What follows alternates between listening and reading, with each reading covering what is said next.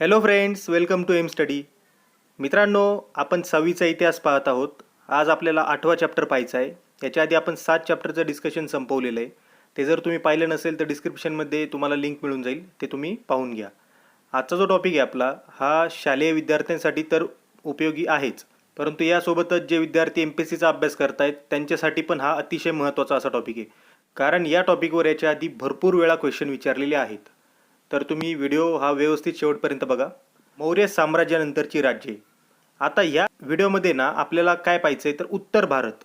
हे बघा, हा इथून पुढचा म्हणजे नर्मदेच्या वरचा जो भारत आहे ना, या राज्यांबद्दल माहिती घ्यायची. याच्या पुढच्या चॅप्टरमध्ये काय घेणार आपण, नर्मदेच्या खालचा म्हणजे काय दक्षिण भारताच्या जे राज्य होते त्यांची माहिती घेणार आहे. आपण सुरुवात करूया शुंग घराण्यापासून. शुंग घराणं आहे ना, हे मौर्य साम्राज्य संपल्यानंतर लगेच अस्तित्वात आलेलं साम्राज्य होतं. म्हणजेच काय तर मौर्य साम्राज्याचा जो शेवटचा राजा होता ज्याचं नाव होतं बृहद्रथ, तर हा एवढा काही स्ट्रॉंग राजा नव्हता, हा वीक होता. तर याचा सेनापती कोण होता तर पुष्यमित्र शुंग.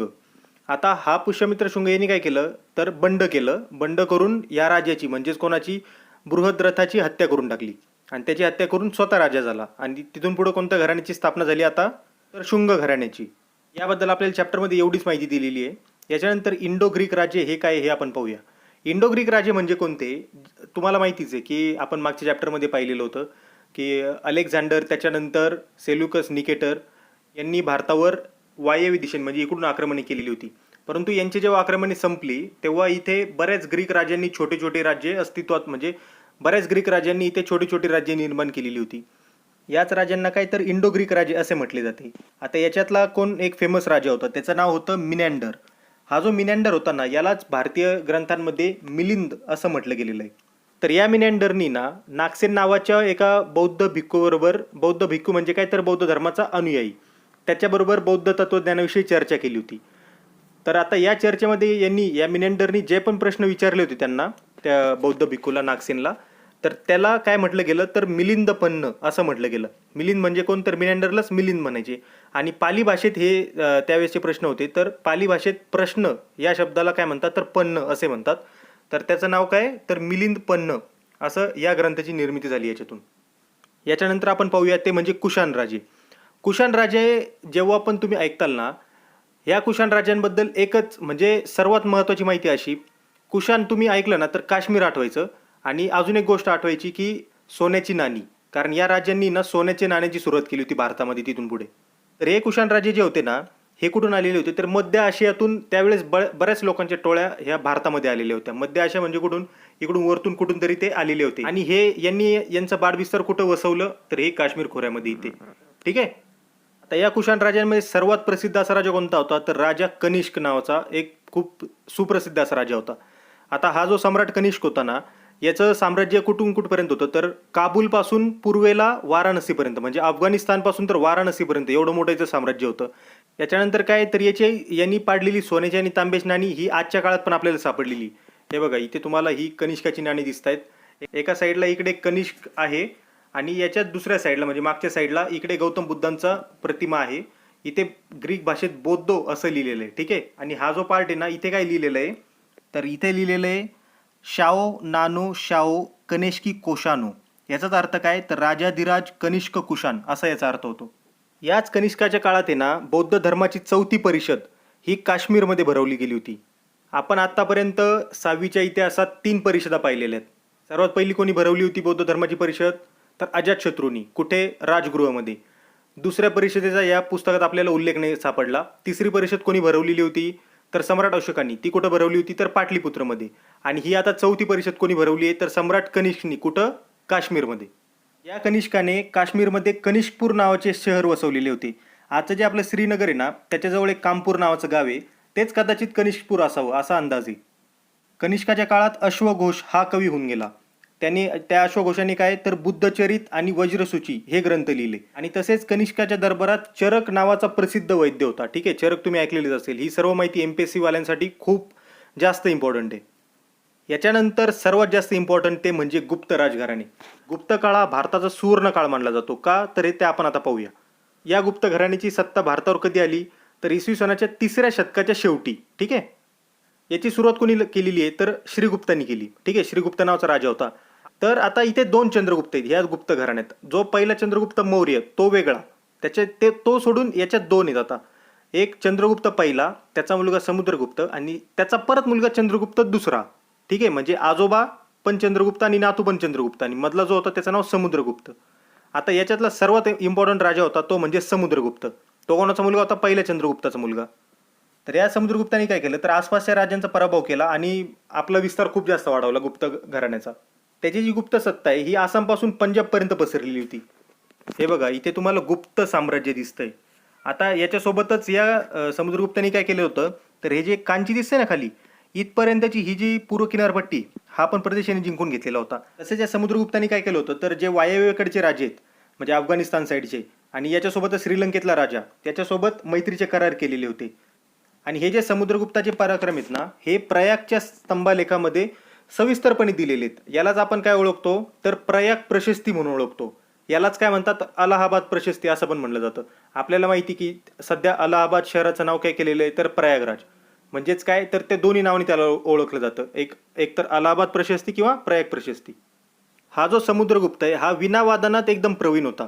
त्यामुळे त्याची ज्या पण प्रकारची नाणी होती त्याच्यातल्या एका प्रकारामध्ये ना तो स्वतः विना वाजवताना आपल्याला दिसतोय. हे बघा या प्रतिमेमध्ये आपल्याला समुद्रगुप्त विना वाजवताना दिसतोय आणि त्यावर समुद्रगुप्त असे नाव कोरलेलं आहे. यानंतर गुप्तांचा दुसरा महत्त्वाचा राजा पाहिजे आपल्याला तो म्हणजे दुसरा चंद्रगुप्त. हा कोणाचा मुलगा होता तर समुद्रगुप्ताचा मुलगा होता. यांनी गुप्तांचं साम्राज्य जे आहे ना ते वायव्येकडे वाढवले. तसेच माळवा, गुजरात, सौराष्ट्र हे पण प्रदेशाने जिंकून घेतले. आता दुसरा चंद्रगुप्त याच्याबद्दल लक्षात ठेवण्याची अजून एक माहिती अशी की यांनी याची जी मुलगी आहे जिचं नाव होतं प्रभावती तिचं लग्न कोणाबरोबर लावून दिलं तर दुसरा रुद्रसेन.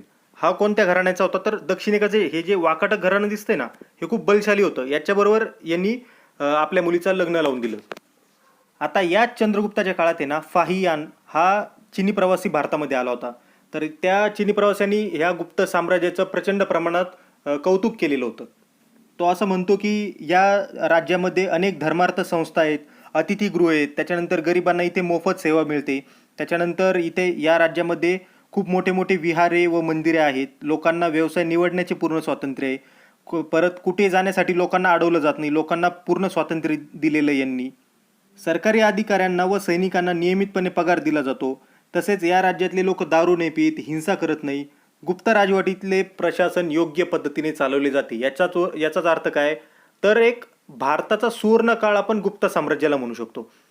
तसेच दिल्लीजवळ आहे ना मेहरौली येथे एक लोहस्तंभ उभा आहे. हा जवळजवळ 1,500 पेक्षा जास्त वर्षांपासून तसाच उभा आहे. परंतु तुम्हाला माहिती का हा स्तंभ लोखंडाचा आहे पण अजून तो गंजलेला नाहीये. ठीक आहे, अजून त्याच्यावर करोजन झालेलं नाहीये. हे बघा हा स्तंभ आहे तो. आता याच्यावर जी इथं माहिती दिलेली ना इथे चंद्र नावाचा उल्लेख आढळतो. ठीक आहे, याच्यावरूनच आपण काय अंदाजा लावलेला आहे की हा दुसऱ्या चंद्रगुप्ताच्या काळात असणार आहे. याच्यावरूनच आपल्याला काय लक्षात येतं की त्या काळात पण भारतीय तंत्रज्ञानामध्ये किती जास्त प्रगती झालेली होती. यानंतर आपल्याला पुढील राजघराणे पाहिजे ते म्हणजे वर्धन राजघराणे.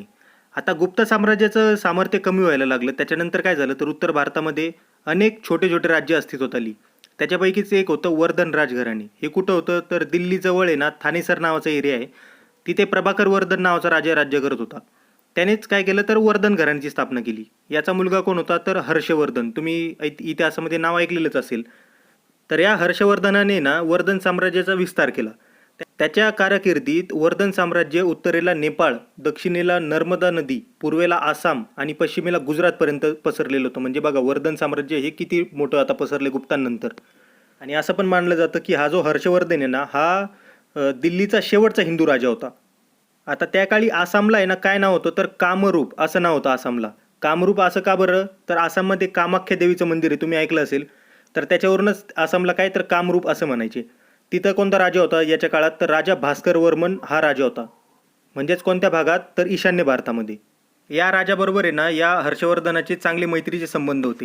हर्षवर्धनांनी आपला राजदूत चिनी दरबारात पाठवला होता. त्यांनी काय केलं होतं तर चीनच्या सम्राटाबरोबर मैत्रीचे संबंध प्रस्थापित केले.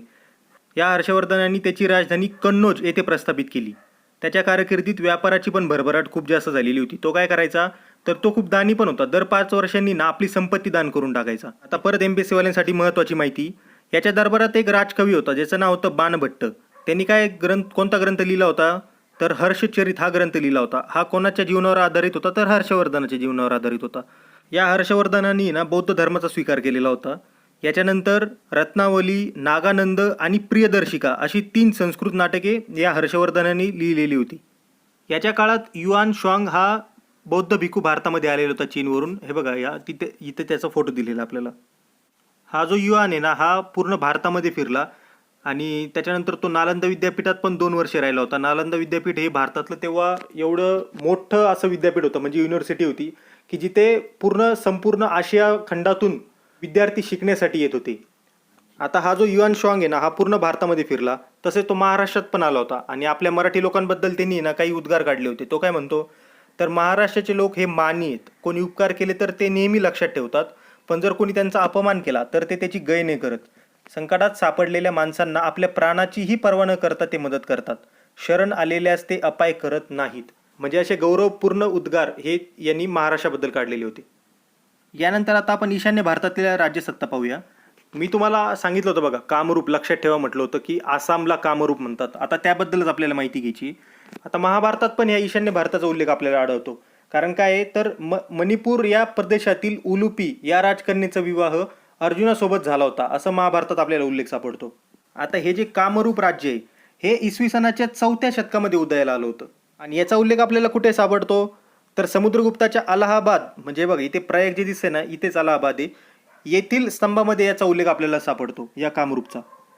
या राज्याचा संस्थापक कोण होता? तर पुष्यवर्मन हा याचा संस्थापक होता.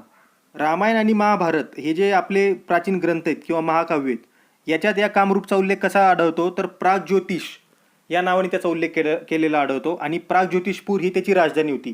तेच प्रागज्योतिषपूर म्हणजे काय? आजचं कोणतं शहर? तर गुवाहाटी शहर. ठीक आहे. तसेच Periplus of the Erythraean Sea या पुस्तकात त्याचा उल्लेख कसा आढळतो? तर किरादिया म्हणजे काय? तर किरात लोकांचा प्रदेश असा केलेला आहे त्या पुस्तकामध्ये याचा उल्लेख. आता या कामरूपचा विस्तार आपल्याला कसा दिसतो? तर वरती भूटान, खाली बंगालचा काही भाग, इकडे बिहारचा काही भाग आणि तसेच ब्रह्मपुत्रा नदीचे खोरे. आता ज्यावेळेस हा युआन श्वांग जो आपण आता पाहिला होता मगाशी, तो जेव्हा या कामरूपमध्ये गेला होता ना, तेव्हा इथे कोणता राजा राज्य करत होता? तर भास्कर वर्मन हा राजा राज्य करत होता. आता अजून एक काश्मीरबद्दल आपण थोडीशी माहिती घेऊया. काश्मीरचं नाव आहे ना, त्या काळी काय होतं? तर कश्यपपूर असं नाव होतं. आता जे ग्रीक इतिहासकार त्या काळी भारतात आलेले होते त्यांनी या कश्यपपूरचा उल्लेख कसा केलेला होता? तर कॅस्पॅपिरॉस काही जण म्हटले, त्याच्यानंतर कॅस्पॅटिरॉक म्हणले आणि काही जण कॅस्पेरिया असं पण त्याला म्हटलेले. तसेच या काश्मीरचा पण महाभारतामध्ये आपल्याला उल्लेख आढळतो. महाभारतात जे कंबोज जे राजघराणे सांगितलेले आहे हे काश्मीरमधलं असावं असा अंदाज आहे. आणि सम्राट अशोकाच्या काळामध्ये हे जे साम्राज्य हे मौर्य साम्राज्यामध्ये विलीन झालं होतं. इसवी सनाच्या 7व्या शतकामध्ये करकोट घराण्याचे राजे काश्मीरमध्ये राज्य करत होते. तर याबद्दलची माहिती कल्हणाने त्याच्या राजतरंगिणी या ग्रंथामध्ये दिलेली आहे. या पद्धतीने ही काश्मीरची माहिती होती. आता या व्हिडिओमध्ये आपण काय पाहिलं तर मौर्य साम्राज्यानंतर जे भारत विभागला गेला वेगवेगळ्या राज्यांमध्ये, त्या राज्यांचा आपण इतिहास पाहिला. पण कोणत्या राज्यांचा? जे उत्तर भारतामध्ये होते. आता याच्या पुढच्या चॅप्टरमध्ये आपल्याला कोणते? तर दक्षिण भारतातल्या राज्यांबद्दलचा इतिहास पाहायचा आहे. तर ते आपण पुढच्या चॅप्टरमध्ये व्यवस्थित समजून घेऊया. तर हा व्हिडिओ तुम्हाला कसा वाटला हे कमेंट करून तुम्ही कळवा. आपल्या चॅनेलला सबस्क्राईब करा, मित्रांबरोबर शेअर करा. Stay connected with M study. जय हिंद. थँक्यू.